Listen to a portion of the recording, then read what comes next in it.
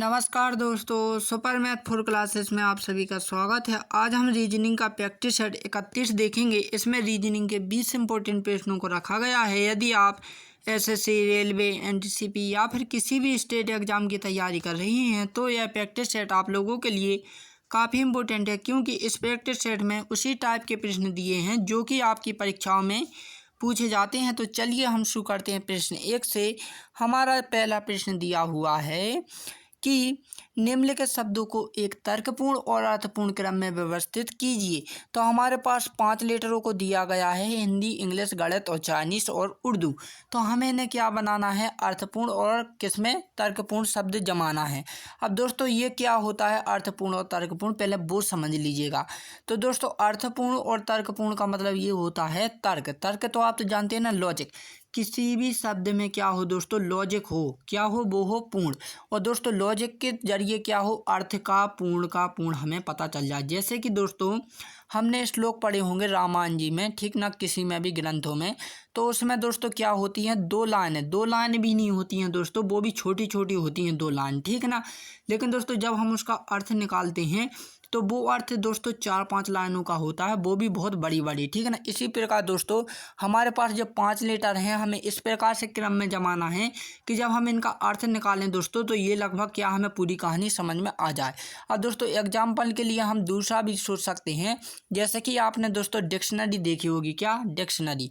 तो डिक्शनरी में दोस्तों ए से जेड क्या होती है, ए से जेड के रूप में क्या हो, मीनिंग व्यवस्थित रूप से क्या होती है, जमी होती हैं।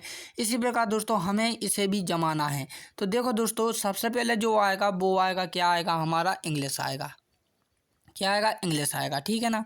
फिर क्या आएगा दोस्तों, उर्दू आएगा 5वें नंबर पर, ठीक है ना। फिर हमारा हिंदी आएगा, ठीक है ना।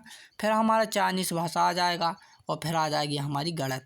अब दोस्तों कैसे आया है वो भी मैं आपको बताता हूँ, घबराना नहीं है, वो भी मैं बताऊँगा। तो दोस्तों आप जानते हैं कि दोस्तों इसमें कितने लेटर होते हैं, 52। हिंदी में कितने लेटर होते हैं दोस्तों, 52। इसमें कितने होते हैं, 26 होते हैं। गणित में दोस्तों कोई गिनती ही नहीं, अनंत होता है, ठीक है ना।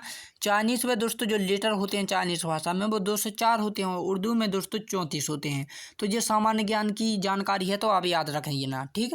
तो देखो दोस्तों उनने क्या है कि गिनती के आधार पर इन्हें क्रम से जमाने को कहा है। जैसे कि दोस्तों सबसे जो कम होती है वो किसकी होती है, इंग्लिश की होती है। किसकी होती है, इंग्लिश की, 26 लेटर होते हैं, ठीक है। फिर उसके बाद दोस्तों उससे ज़्यादा क्या होती है, उर्दू होती है, जिसमें 34 लेटर हैं, तो हमने 5वें नंबर पर जमा दिया। फिर उसके बाद दोस्तों हिंदी में कितने होते हैं, 52 होते हैं, जो कि 1 नंबर पर, तो हमने 1 जमा दिया, ठीक है। फिर उसके बाद दोस्तों चाइनीस बची है जो हमारी भाषा। चाइनीस भाषा में दोस्तों 204 लेटर होते हैं, जो कि 4थे नंबर पर है, तो हमने 4 नंबर पर जमा दिया। अब जो दोस्तों गणित है, तो गणित में दोस्तों संख्या गिनी नहीं जा सकती है, वो अनंत है, ठीक है ना। जितनी गिनेंगे वो गिनी ही नहीं पाएंगे, इसलिए दोस्तों ये हमने सबसे लास्ट में रख दिया। तो दोस्तों इस टाइप का क्वेश्चन जो है वो ऑप्शन डी में है, 25, 14 और 3, ठीक है ना। तो दोस्तों इसका जो राइट आंसर हो जाएगा वो हो जाएगा डी। तो दोस्तों ये जो क्वेश्चन है शब्दों का तार्किक क्रम यानी लॉजिकल सीक्वेंस ऑफ वर्ड। तो दोस्तों इस टॉपिक से आपको प्रत्येक एग्जाम में आप चाहे कहीं का भी दें दोस्तों, किसी भी एग्जाम की तैयारी कर रहे हो, इस टॉपिक से आपका रीजनिंग विषय में एक ना एक क्वेश्चन आता ही है प्रत्येक साल, तो ध्यान रखें। नेक्स्ट क्वेश्चन, तो नेक्स्ट जो क्वेश्चन रहेगा दोस्तों, निम्नलिखित प्रश्न में दिए गए विकल्पों में से असंगत समूह का चयन करें। तो दोस्तों अब असंगत क्या होता है पहले आपको समझाने की ज़रूरत है। तो यहाँ पर दोस्तों आपको क्वेश्चन मैं बता दूं कि एग्जाम में आपको किस टाइप से क्वेश्चन पूछेगा, तो आपको घबराना नहीं है या फिर आप न भूल जाओ। तो मैं आपको बता दूं कि 2-3 प्रकार से पूछा जाता है। तो यहाँ पर दोस्तों एक तो आपको विषम के रूप में भी पूछा जाएगा, ठीक ना। असंगत के यहाँ स्थान पर दोस्तों विषम लिखा भी आएगा कि विषम समूह का चयन करें, या फिर दोस्तों अगल अलग समूह का चयन करें, या फिर दोस्तों मेल जोल नहीं है, इस टाइप के क्वेश्चन आपसे पूछा जाएगा एग्जाम में। ये 4 शब्दों का प्रयोग किया जाएगा क्वेश्चन के लिए। अब दोस्तों ये तो मैंने आपको बता दिया कि क्वेश्चन के लिए ये 4 शब्दों का प्रयोग किया जाएगा। अब मैं बताता हूँ असंगत का मतलब क्या होता है। असंगत का मतलब ये होता है दोस्तों कि ये क्या है, 4 लेटर आपको दिए जाएंगे, जिसमें से दोस्तों 3 लेटर जो रहेंगे वो एक से रहेंगे यानी समान रहेंगे, लेकिन दोस्तों जो चौथा रहेगा वो दोस्तों एक अगल रहेगा। जैसे कि मान लीजिए एग्जाम के लिए मैंने कहा तोता, मोर, ठीक है ना, कबूतर, और मैंने कहा भेड़िया। तो आप कहोगे जो मैंने 3 जो शुरू के बोले हैं वो पक्षी हैं, लेकिन जो भेड़िया है वो क्या है, एक जानवर है जो उड़ नहीं सकता, तो वो क्या हो जाएगा, अगल हो जाएगा, ठीक है ना। तो दोस्तों इसी प्रकार हमारे पास ये कितने लेटर दिए गए हैं, 4 चार जो ऑब्जेक्ट दिए गए हैं, किताब, पेन, लकड़ी, कागज़, तो इनमें से आप जानते हैं जो किताब है और जो पेन है और ये कागज़ है, ये तीन एक से हैं, क्योंकि दोस्तों ये तीन जो किस्से हैं शिक्षा से संबंधित हैं, यानी एजुकेशन से संबंधित हैं। लेकिन दोस्तों जो हमारे पास लकड़ी है, लकड़ी का दोस्तों एजुकेशन से कोई नाता नहीं है, इसलिए दोस्तों इसका जो राइट आंसर हो जाएगा वो हो जाएगा लकड़ी। तो दोस्तों ये होता है शब्दों का वर्गीकरण, यानी क्लासिफिकेशन नाम के टॉपिक से आता है। इससे भी दोस्तों प्रत्येक साल आपको एक ना एक क्वेश्चन बनता ही है। तो दोस्तों मैं आपको केवल से केवल वही टॉपिक बता रहा हूँ जो कि दोस्तों आपके रीजनिंग विषय में प्रत्येक साल इस टॉपिक से पूछे जाते हैं, ठीक है ना। तो मैं वही टॉपिक बताऊंगा जो कभी परिवर्तन नहीं होते हैं या चेंज नहीं होते हैं, ठीक। तो दोस्तों इससे जो आपको क्वेश्चन आएंगे, ये क्वेश्चन आपको दो आएंगे, किसके, एनालॉजी वाले के। तो ध्यान रखें, निम्नलिखित शब्दों के अक्षरों का संबंध ज्ञात कीजिए। जैसे कि शेर का संबंध भेड़िया से है, तो गाय का संबंध हमें यहाँ पर बताना है। अब देखो दोस्तों, कुछ बच्चे ने इस प्रकार से समझ लिया होगा कि जो शेर हैं तो शेर के चार पैर होते हैं, तो इसके भी चार पैर हैं, एक मुंह इसका है। तो इस प्रकार का लॉजिक नहीं लगाना है हमें, एक बात ध्यान रखें, ठीक है ना। तो हमें लॉजिक क्या लगाना है दोस्तों, यहाँ पर लॉजिक इस प्रकार से लगा हुआ है कि जो शेर है, शेर क्या है और जो भेड़िया क्या है, तो ये दोनों दोस्तों मांसाहारी हैं। क्या है, मांसाहारी, यानी एक ही वर्ग के हैं। क्या है दोस्तों, एक ही वर्ग के हैं, जो शिकार करने वाले हैं। कौन है, शिकार करने वाले, शिकारी नहीं है, ये एक प्रकार का शिकारी है, ठीक है ना। लेकिन दोस्तों जो गाय है, गाय शिकारी नहीं है। और दूसरी बात ये है दोस्तों, ये क्या है, मांसाहारी नहीं है, सर्वाहारी है, शाकाहारी है। अब दोस्तों जो शाकाहारी गाय है, तो आपको ऑब्जेक्टों में देखना है कि शाकाहारी गाय किस वर्ग में आएगी। तो क्या दोस्तों गाय चीता के वर्ग में आती है, जो तो मांसाहारी है, नहीं आती है। गिद्ध, गिद्ध माने दोस्तों जो चील होती है ना, काइट होती हैं, जो उड़ती हैं, जो लौच लौच कर खाती हैं, ठीक ना, गरुड़, तो ये क्या है, मांसाहारी है। तो ये भी दोस्तों गाय की डिग्री में नहीं आता। जो टाइगर है दोस्तों, टाइगर भी एक क्या है, मांसाहारी है, इसलिए दोस्तों ये भी नहीं आएगा। अब जो हिरण है दोस्तों, हिरण एक शाकाहारी है, इसलिए दोस्तों गाय और हिरण ये दोनों कोर्स की डिग्री में आती हैं दोस्तों, ये आती हैं शाकाहारी में, ठीक है ना। तो इसका ये लॉजिक लग रहा था, जो ऑप्शन डी इसका राइट आंसर हो जाएगा। तो दोस्तों ये जो क्वेश्चन आएगा सादृश्यता परीक्षण, यानी एनालॉजी टॉपिक से आता है दोस्तों। इसके आपको दो क्वेश्चन दिए जाएंगे, ठीक है ना। एग्जाम में दो क्वेश्चन पूछे जाते हैं। अब देखो दोस्तों, इसके अंदर भी तीन चार टॉपिक होते हैं। एक आपका लेटर में होता है, वर्ड में होता है, मिक्सड में होता है, ठीक है ना। और दोस्तों नंबर में भी होता है। तो आप ध्यान रखें। नेक्स्ट क्वेश्चन है दोस्तों कि उस मैन आरेख का चयन करें जो दिए गए वर्गों के बीच में संबंध दर्शाता है। तो हमारे पास तीन शब्दों को दिया गया है, एल्यूमिनियम, धातु और सोना।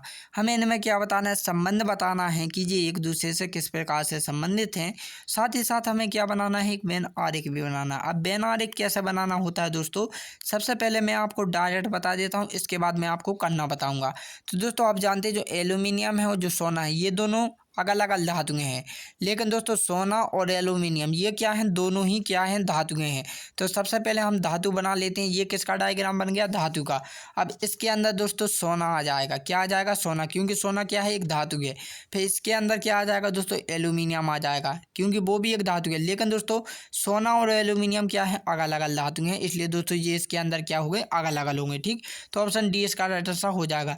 तो ये तो मैंने आपको डायरेक्ट बता दिया। अब दोस्तों किया कैसे जाता है वो भी आप समझ लीजिएगा।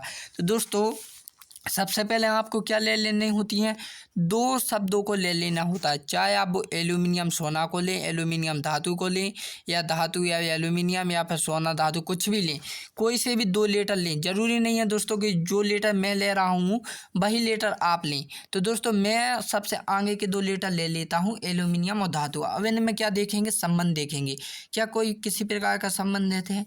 तो दोस्तों आप कहेंगे जी हाँ, एल्यूमिनियम क्या है, एक धातु ही है। क्या है दोस्तों, धातु ही है। तो ये जो सबसे बड़ा बनेगा वो किसका बन जाएगा, धातु का बन जाएगा। अब धातु का बन जाएगा तो एल्यूमिनियम क्या है दोस्तों, धातु है, तो वो किसके अंदर आ जाएगी, धातु के अंदर आ जाएगी। अब हमारे पास क्या बचा है दोस्तों, सोना बचा है। सोने का संबंध आपको एल्यूमिनियम से भी देखना है और धातु से भी देखना है। तो देखो दोस्तों आप जानते हैं कि जो सोना है वो एक धातु है, लेकिन दोस्तों एल्यूमिनियम और सोना ये क्या है दोस्तों, अलग अलग धातुएं हैं। तो दोस्तों इसके धातु के अंदर क्या आ जाएगा, सोना आ जाएगा। और सोना दोस्तों एल्यूमिनियम ये दोनों ही क्या होती हैं, अलग अलग धातुएं होती हैं।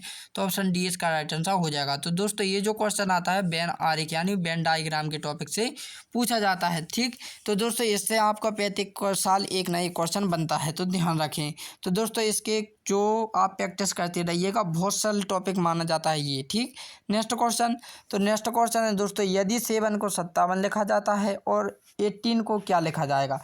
तो देखो दोस्तों, जो 7 है, ठीक है ना, 7, तो 7 में दोस्तों कितने लीटर हैं, 5 लीटर, 5 लीटर हैं दोस्तों। तो इसका स्क्वायर किया 25, 25 का दोस्तों पलट दिया संख्या को, कितना हो गया, 52 हो गया। 52 में दोस्तों 5 जब ऐड करेंगे तो कितना आ रहा हमारा, 57 आ रहा है, ठीक ना। अब देखो दोस्तों, इसमें क्या हुआ है कि जो 7 है, 7 में 5 लीटर है, 5 लीटर का जब हमने स्क्वायर किया दोस्तों तो 25 हो गया। 25 में दोस्तों क्रॉसिंग में थे, यानी संख्याओं को पलट दिया तो 5 आगे आ गया, 2 पीछे पहुंच गए, तो ये कितना हो गया, 52 हो गया। 52 में प्लस हमने 5 ऐड कर दिया। अब जब 5 हम इसलिए ऐड कर रहे हैं दोस्तों क्योंकि इसमें 5 लीटर है, ये मन से ऐड नहीं किया हमने कि इसमें 5 लीटर हैं आ रहे हैं, ठीक ना, क्योंकि दोस्तों 5 लीटर हैं इसलिए हमने कितने 5 ऐड किए हैं, ठीक। इसी प्रकार से हम लॉजिक इसमें अप्लाई करेंगे तो कितने लीटर हैं, 18 में 8 लीटर हैं। 8 का जब स्क्वायर करेंगे दोस्तों तो 64 होगा। 64 में जब क्रॉसिंग मैथ का प्रयोग करेंगे तो 46 होगा। अब दोस्तों यहाँ पर 5 नहीं ऐड करेंगे, मैंने पहले ही कहा था इसमें 5 लीटर थे इसलिए हमने 5 ऐड किया है, लेकिन दोस्तों इसमें 8 लीटर है इसलिए हम इसमें 8 ऐड करेंगे। तो दोस्तों हमारा जो राइट आंसर हो जाएगा वो हो जाएगा 54। तो 54 किसी ऑप्शन में है, जी हाँ, ऑप्शन डी में है। तो दोस्तों ये जो क्वेश्चन आता है सांकेतिक भाषा यानी कोडिंग डिकोडिंग टेस्ट के नाम से आता है, ठीक है ना। तो इससे भी दोस्तों 35 साल आपका एक ना एक क्वेश्चन बनता है। नेक्स्ट क्वेश्चन, तो नेक्स्ट क्वेश्चन है दोस्तों, नीचे दिए गए श्रृंखला श्रेणी में रिक्त स्थान को पूर्ण कीजिए। तो यहाँ पर एक सीरीज है दोस्तों जो कि बढ़ते क्रम की ओर आगे जा रही है। तो इस टाइप के क्वेश्चन कैसे किए जाते हैं, मैंने आपको जब बता रहा था दोस्तों टॉपिक इसका, तब मैंने आपको समझाया भी था कि सबसे पहले आप उन दोनों के बीच में क्या देखा करें, अंतर देखा करें। यानी कि दोस्तों इन दोनों के बीच का अंतर कितना है, 5 का है। इन दोनों के बीच का अंतर कितने का है दोस्तों, 7 का है।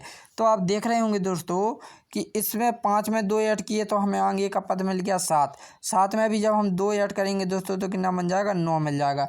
9 को जब हम 16 में ऐड करेंगे दोस्तों तो यहाँ पर कौन सा लीटर आ जाएगा, 25 आ जाएगा। तो 25 इसका राइट आंसर हो जाएगा, ठीक। तो ये था तो दोस्तों फर्स्ट लॉजिक। अब देखो दोस्तों नेक्स्ट वाला जो लगाओगे वो भी आप देख लें कि दोस्तों जो 2 है वो 2 किसका स्क्वायर होता है, 4 का।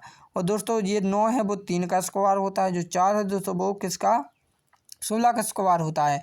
तो आप देख रहे होंगे 2 3 4, तो अगली क्या होगी दोस्तों, 5। 5 का स्क्वायर कितना होगा, 25 होगा। और ये यहाँ पर 6 का स्क्वायर 36 लिखा ही है, ठीक। तो दोस्तों इसके लिए जो आपको ट्रिक अच्छी लगे वो आप अप्लाई कर सकते हैं। तो दोस्तों इसका जो राइट आंसर होगा वो होगा ऑप्शन ए। तो दोस्तों इसका जो क्वेश्चन है वो श्रेणी यानी कि सीरीज वाले नाम से आता है, ठीक। इसके भी आपको 2 क्वेश्चन आते हैं, ये भी लगभग दोस्तों 2-3 टाइप के क्वेश्चन पूछे जाते हैं, ठीक। नेक्स्ट क्वेश्चन, तो नेक्स्ट क्वेश्चन है दोस्तों 24 घंटे में घड़ी की सभी सुइयां एक दूसरे के ऊपर कुल कितनी बार आती हैं। तो देखो दोस्तों इसका कहने का मतलब ये है कि सबसे पहले हमने क्या बना ली, घड़ी बना ली। समझ लीजिए यहाँ पर 3 बज रहे हैं, ठीक है ना। तो एक ये घंटे वाली क्या है, घड़ी का कांटा यहीं पर आ गया, इसके ऊपर ये मिनट का भी आ गया, ठीक है ना। और मिनट के बाद दोस्तों उसी के ऊपर किसका आ गया, सेकंड का आ गया। तो यही इसने पूछा है दोस्तों कि 24 घंटे यानी कि पूरे दिन में, ठीक ना, 24 घंटे में जो घड़ी की सुइयां हैं, सभी सुइयां, एक नहीं दोस्तों, सभी सुइयां एक दूसरे के ऊपर कुल कितनी बार आती हैं, जैसे कि आपको इस डायग्राम में दिखाई दे रहा होगा। तो ये दोस्तों एक प्रकार की याद करने की विधि है, तो आपको याद होना चाहिए। ये टोटल 22 बार आती हैं। कितनी बार आती हैं, 22 बार। एक घंटे में दोस्तों केवल से केवल एक ही बार एक दूसरे के ऊपर आती हैं, ठीक। तो दोस्तों ये जो क्वेश्चन है रिपीट हो चुका है 2024 में, जो 7वें महीने में SSCL का जो पेपर हुआ था ना उसमें रिपीट भी आ चुका है, ठीक है ना। तो देखो दोस्तों इसका जो राइट आंसर होगा वो होगा ऑप्शन ए। अब दोस्तों मान लीजिए, ठीक, मान लीजिए आप, अब दोस्तों मान लीजिए इसमें क्या हो कि आपसे 90 डिग्री का कोण पूछ लिया जाए। 90 डिग्री यानी कि दोस्तों 24 घंटे में घड़ी की सुइयां 90 डिग्री का कोण कितनी बार बनाती हैं 24 घंटे में, कुल कितनी बार बनाती हैं। तो दोस्तों ये 44 बार बनाती हैं। और एक घंटे में दोस्तों ये 2 बार बनाती हैं। जैसे कि दोस्तों 12 बज रहे हैं तो 12 बजकर भी बनाएगी, ठीक है ना। 12 बजकर पर दोस्तों यहाँ से यहाँ भी बनाएगी, ठीक। तो इस प्रकार की एक घंटे में 2 बनाती हैं, ठीक। तो याद रखें। और दोस्तों अब आपसे पूछ लिया जाए एक दूसरे के विपरीत। एक दूसरे के विपरीत का मतलब है दोस्तों के 180 डिग्री के कोण से, ठीक है ना, 180 डिग्री के कोण में। तो दोस्तों 180 डिग्री के कोण भी दोस्तों 22 बार ही बनाती है, कितने, 24 घंटे में। और एक घंटे में ये भी दोस्तों एक बार बनाती है, कब, 180 डिग्री का कोण। तो याद रखें दोस्तों ये तीनों जो मैंने आपको बताए हैं ना, तीनों ही क्वेश्चन दोस्तों किसमें एग्जाम में रिपीट हो चुके हैं। लेकिन दोस्तों जो घड़ी वाला जो टॉपिक है दोस्तों, ये प्रत्येक साल नहीं आता है इस टॉपिक से, कभी कभार आता है, लेकिन आपको ये टॉपिक को भी पढ़ना बहुत ज़रूरी है। नेक्स्ट क्वेश्चन, तो नेक्स्ट क्वेश्चन है दोस्तों, निम्न में लुप्त संख्या ज्ञात कीजिए। तो दोस्तों आपको नंबर टेबल यहाँ पर दिखाई दे। नंबर टेबल में सबसे पहले जो काम होता है कि आपको सबसे बड़ी संख्या चुन लेनी होती है। चुन ली हमने, तो इन दोनों में हम क्या करें दोस्तों कि 29 हो जाए। तो आप कहोगे सर इन दोनों को हम इंटू कर लेते हैं, कितना हो जाएगा 20 हो जाएगा। अब दोस्तों हमें कितने की ज़रूरत है 9, तो आप कहोगे सर 4 और 5 को हम जोड़ भी देते हैं, ठीक है ना। तो जब 9 करेंगे तो ये कितना आ गया 29, ये हमारे पास लॉजिक लग गया, ठीक है। इसी प्रकार हम इन दोनों में जब इंटू करेंगे तो ये कितना हो जाएगा 18 हो जाएगा। 18, 6 और 3 को जब हम जोड़ेंगे तो 9 हो जाएगा। इन दोनों को जोड़ेंगे तो कितना आ रहा है 27 हो। इसी प्रकार दोस्तों इन दोनों को हम जोड़ेंगे तो 24, ठीक है ना। अब दोस्तों इन दोनों संख्या को हम जोड़ना है, कितना 11 हो गया। 11 दोस्तों ये टोटल कितना हो गया 35 हो गया, जो कि ऑप्शन ए में है, ठीक। नेक्स्ट क्वेश्चन, तो नेक्स्ट जो क्वेश्चन है दोस्तों, यदि 27 फरवरी को रविवार हो तो 16 मार्च को क्या होगा। तो इस क्वेश्चन को दोस्तों मैं आपके लिए कमेंट के रूप में छोड़ता हूँ। तो दोस्तों यदि आपको ये वीडियो अच्छी लगी है तो दोस्तों लाइक एंड सब्सक्राइब जरूर करें दोस्तों। तो अब हम मिलेंगे सेट 42 में। तो दोस्तों तब के लिए जय हिंद एंड जय भारत।